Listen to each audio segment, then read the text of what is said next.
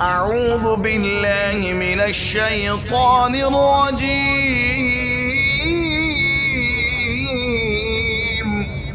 بسم الله الرحمن الرحيم.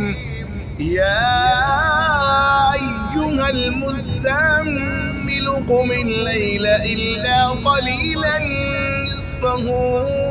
أو انقص منه قليلا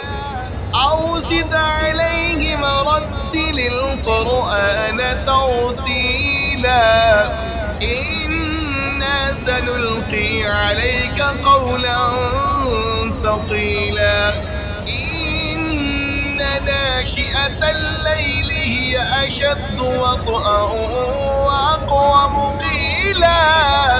إن لك في النهار سبحا طويلا واذكر اسم ربك وتبتل إليه تبتيلا رب المشرق والمغرب لا إله إلا هو فاتخذه وكيلا واصبر على ما يقولون واهجرهم هجرا جميلا وذرني والمكذبين أولي النعمة ومهلهم قليلا إن لدينا أنكالا وجحيما وطعاما ذا غصة وعذابا أليما يوم ترجف الأرض والجبال وكانت الجبال كثيبا مهيلا إنا أرسلنا إليكم رسولا شاهدا عليكم كما أرسلنا إلى فرعون رسولا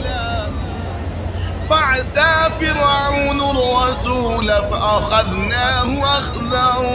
وبيلا فكيف تتقون إن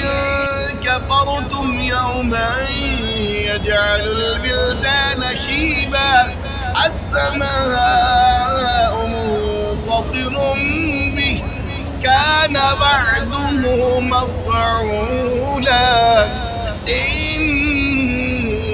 هذه تذكرة فمن شاء اتخذ إلى ربه سبيلا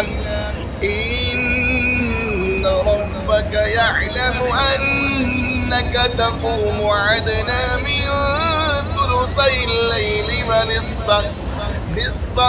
وثلثه وطائفة من الذين معك والله يقدر الليل والنهار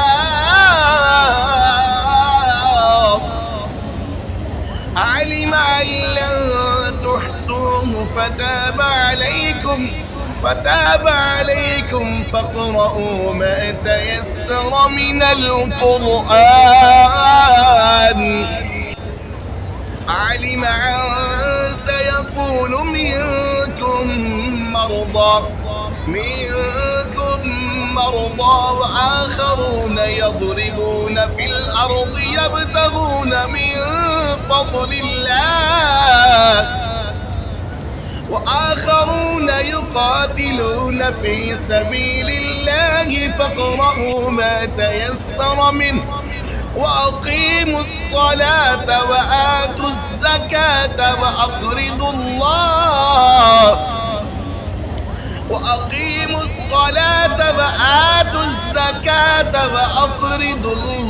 قرضا حسنا وما تقدموا لأنفسكم من خير تجدوه عند الله